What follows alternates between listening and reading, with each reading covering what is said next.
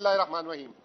पाकिस्तान में आईएमएफ को इस वक्त एक हवा की शक्ल दिखाई गई है और ये बोला गया कि शायद आईएमएफ के साथ पीटीआई ने कोई ऐसी चीज कर दी कि शायद माजी में उसकी मिसाल नहीं मिलती। तो मैं आपको सबसे पहले बताना चाहता हूं कि पाकिस्तान अब तक 24 प्रोग्राम आईएमएफ के ले चुका है। पहला प्रोग्राम 1958 में लिया था। 1958 से फास्ट फॉरवर्ड 1988। मैं 1988 का जिक्र इसलिए करना चाहता हूं कि 1988 से पीएमएलएन और पीपीपी ने बाकायदा तौर पर जो है अपनी हुकूमतें बनाई। 1988 से लेकर 2024 तक पाकिस्तान ने आईएमएफ के 14 प्रोग्राम दिए, जिसमें से सिर्फ एक प्रोग्राम पूरा हुआ और 13 प्रोग्राम नामुकम्मल रहे। जब 13 दफा प्रोग्राम 1988 से लेकर 2024 तक नामुकम्मल हुए तो उस वक्त तो किसी ने किसी को यह नहीं कहा कि इनकी वजह से मुल्क जो है डिफॉल्ट की तरफ चला गया। नंबर एक, उन 14 प्रोग्रामों में 12 प्रोग्राम जो है पीएमएलएन और पीपीपी ने लिए। उन 12 प्रोग्रामों में सिर्फ एक प्रोग्राम पीएमएलएन ने मुकम्मल किया। पाकिस्तान की तारीख का सबसे बड़ा प्रोग्राम पीपीपी ने लिया 2008 में $10 अरब का, और उसको भी नामुकम्मल किया। फिर उसके बाद दूसरा बड़ा आईएमएफ का प्रोग्राम पाकिस्तान की तारीख में लिया पीएमएलएन ने 2013 में $6.5 अरब का। पीटीआई जब 2018 में आई तो हमें ताने दिए गए कि इन्होंने पहले दिन से आईएमएफ का प्रोग्राम क्यों नहीं लिया। इमरान खान ने उस वक्त 10 महीने नेगोशिएट करके आलमी दुनिया से $10 अरब लेकर आए, चीन से, सऊदी अरब से, यूएई से। उसके बाद आईएमएफ की कंडीशन को नरम कराया और फिर जाके आईएमएफ का प्रोग्राम लिया। इमरान खान का प्रोग्राम भी $6.5 अरब का था और उसमें से इमरान खान ने आधी रकम भी नहीं ली। ये 2008 से 2020 तक वाहिद हुकूमत थी जिसने सिर्फ $3 अरब आईएमएफ से कर्ज लिया। पीएमएलएन ने $6.5 अरब, पीपीपी ने $7.5 अरब उठाए।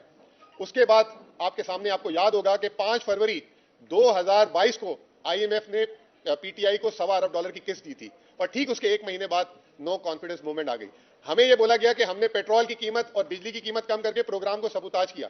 कैसे मुमकिन हो सकता है कि एक महीने पहले $1.25 अरब मिल रहे हैं और एक महीने बाद सबूताज हो गया? उसके सबूत 3 से 4 दफा आईएमएफ के रिपोर्ट्स रिव्यू आ चुके हैं। किसी एक रिव्यू में एक लाइन बता दे कि आईएमएफ प्रोग्राम आईएमएफ ने सस्पेंड किया हो, ये झूठ बोलते रहे। फिर पीएमएलएन आई। पीएमएलएन ने पहले 4 महीने लगाए मिफ्ता इस्माइल ने प्रोग्राम को रिवाइव करने में, 3 दफा मिस कमिटमेंट किया। उसके बाद अगस्त 2022 को जो है प्रोग्राम वापस स्टार्ट हुआ और फौरन आते ही इसहाक डार अक्टूबर में आए और वो अगस्त 15 तक रहे, एक रिव्यू मुकम्मल नहीं कर सके, 10 महीने। और इसहाक डार के अल्फाज आपको याद होंगे, आई डोंट केयर।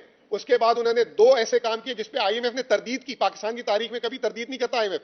एक, उन्होंने सेनेट पे खड़े होकर बोला कि आईएमएफ मुझे इसलिए प्रोग्राम नहीं दे रहा कि आईएमएफ जो है पाकिस्तान के मिसाइल प्रोग्राम पे कॉम्प्रोमाइज करवाना चाहता है। आईएमएफ ने लेटर लिखा, तरदीद की। फिर उसके बाद 2 सूबों में इलेक्शन नहीं हो रहे थे तो फिर इन्होंने कहा कि ईसीपी, हम इसलिए ईसीपी को फंड जारी नहीं कर रहे क्योंकि बजट डेफिसिट आउट हो जाएगा। आईएमएफ ने मना किया। आईएमएफ ने फिर आके बोला कि ऐसा कुछ नहीं है।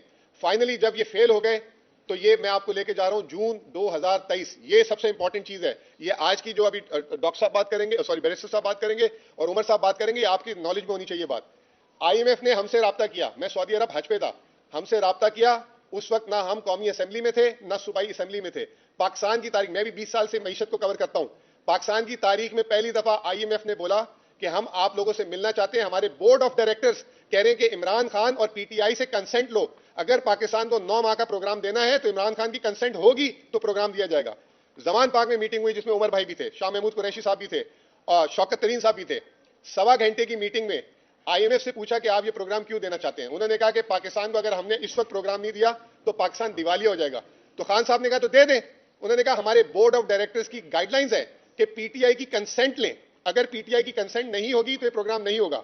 उस वक्त खान साहब पॉलिटिकली 200 मुकदमे हो चुके थे, बहुत चीजें हो चुकी थी, उन्होंने उसको साइड पे रखा, प्रोग्राम की कंसेंट दी। खान साहब ने पूछा कि ये प्रोग्राम है क्या। उन्होंने कहा 9 महीने का प्रोग्राम है, 3 हिस्सों में। पहला हिस्सा पीडीएम, दूसरा हिस्सा केयर टेकर, तीसरा हिस्सा नई गवर्नमेंट जब केयर टेकर आई, सॉरी नई गवर्नमेंट आएगी उसको हम किस देंगे। खान साहब ने उस पर जवाब में बोला कि क्या गारंटी है कि इलेक्शन हो जाएंगे। उस वक्त नवंबर में इलेक्शन होने थे। आईएमएफ ने कहा कि नवंबर में, हमें हुकूमत ने कहा कि इलेक्शन होंगे। आईएमएफ, खान साहब ने कहा कि can you guarantee free, fair and timely election. तो उन्होंने कहा ऑब्वियसली ये जो आखिरी पार्ट है, जो तीसरा जिसमें हमने आखिरी किस्त जारी करनी है, वो नई हुकूमत को उसी वक्त मिलेगी जब नई हुकूमत बनेगी। यहां बात खत्म नहीं होती। नवंबर में पहला रिव्यू होता है इस प्रोग्राम का। पहला रिव्यू होता है, आईएमएफ पाकिस्तान आती है 2 नवंबर को। 4 या 5 नवंबर को, ये शायद आप लोगों के लिए आज पहली दफा बाद में मैं कर रहा हूं, 4 या 5 नवंबर को आईएमएफ ने फिर पीटीआई से राब्ता किया और बोला कि आईएमएफ के बोर्ड ऑफ डायरेक्टर्स की रिक्वायरमेंट है आप लोगों से मिलने की। मैंने जो है पैगाम भिजवाया कि जी उस वक्त तो इमरान खान साहब जेल में नहीं थे, अब वो जेल में है और बाकी लीडरशिप हाइडिंग में, मुमकिन नहीं हो सकता। उन्होंने 15 नवंबर को रिव्यू मुकम्मल किया जिसकी किस्त 7 दिसंबर को जारी होनी थी, वो जारी नहीं हुई। बोर्ड ऑफ डायरेक्टर्स ने कहा जब तक पीटीआई की लीडरशिप से नहीं मिलेंगे उस वक्त तक ये आगे किस्त नहीं चलेगी। फिर हमारे बैरिस्टर साहब उनसे एक इनफॉर्मली मिले और ये भी शायद मीडिया में डिस्क्लोज हुई होगी बात। उसके बाद 11 जनवरी को किस जारी हुई। अगर ये पीटीआई जून में ताउन ना करता उस वक्त इमरान खान साहब और दिसंबर में ये ना मिलते तो ये प्रोग्राम को सपोर्ट नहीं मिलती।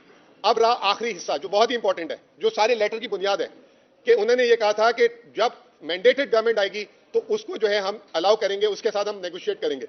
अब हमें यहां लगता है कि जो ये सारा कुछ अभी उमर भाई भी बताएंगे कि ये इलेक्शन और आप लोगों से भी ढकी छुपी बात नहीं है, वो बात हमने आईएमएफ को रिमाइंड करानी है। आखिरी में सिर्फ मैं आपको एक सिर्फ मूडीज जो पाकिस्तान की रेटिंग एजेंसी पाकिस्तान की रेटिंग करता है वो क्या कह रहा है कल, उसके सिर्फ आप 2 जुमले सुन लें, फिर उसके बाद मैं उमर भाई आपको हैंड ओवर करूंगा। मूडीज ये कहता है कि Pakistan there is a high uncertainty around the newly elected government willingness and ability to quickly negotiate new programme soon. The forthcoming coalition government electoral mandate may not be sufficient strong to pursue the difficult reforms that will likely to earn the successor program। यानी कि नया programme को earn करने के लिए नई government में भी कोई कैपेसिटी नहीं है।